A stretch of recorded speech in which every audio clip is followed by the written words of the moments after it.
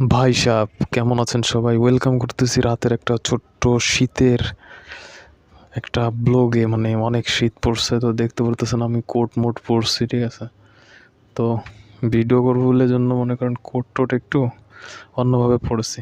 তো গাইজ, যেটা বলতে চাচ্ছি, দেখেন আজকে আমি মাইক্রোফোন দিয়ে কথা বলতেছি, মানে মাইক্রোফোনটা ঠিক করেছি।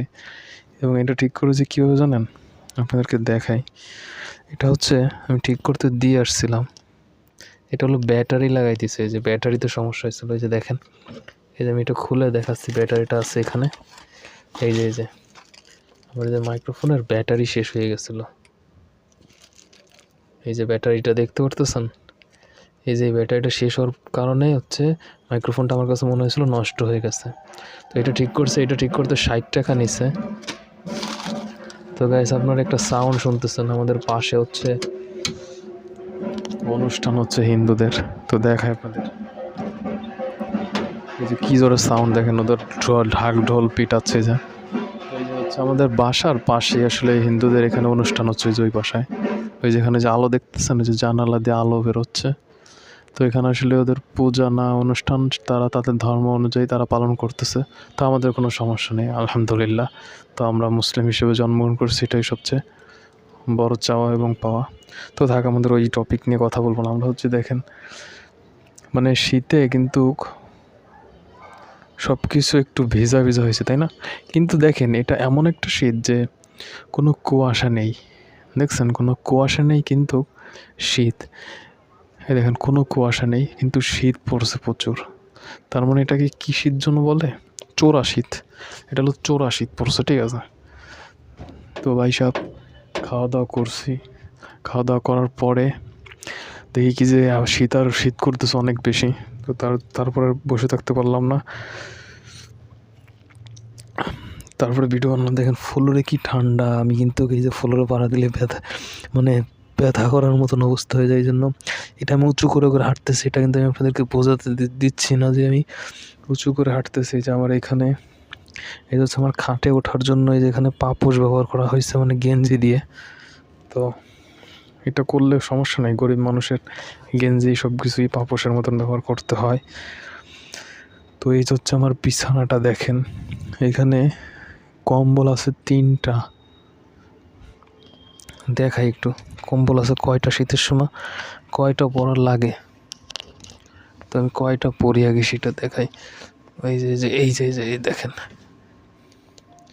এই যেখানে কয়টা দেখেন, 1টা 2টা আর এই যে একটা 3টা। এই 3টা হচ্ছে পরা লাগে। এবং এই যে এখানে আছে হাত মোজা। এটা হচ্ছে কি হাত মোজা, যে দেখছেন হাত মোজা পরা লাগে। আবার ওই যে পা মোজা পরা লাগে। আবার ওই যে জ্যাকেট পরা লাগে। এটা কি জ্যাকেট নাকি দেখি? হ্যাঁ, এই যেটা জ্যাকেট পরা লাগে। তো তারপর হচ্ছে ওটা পেঁচা গেল কিসের সাথে। গাইস, আপনাদেরকে একটা শীতের একটা মজার জিনিস, সেটা হলো কি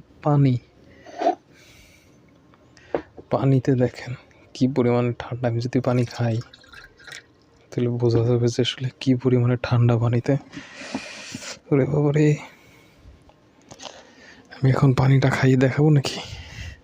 দাঁড়া, তাহলে এখানেটাকে স্ট্যান্ডের উপর রাখি।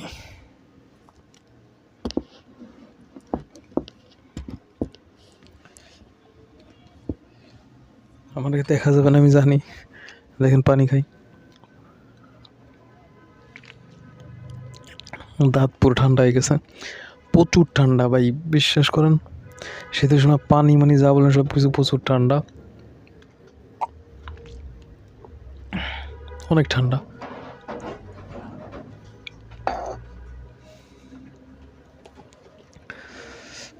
পুরো একবারে দাঁতটা সব কিছু ধরে গেছে।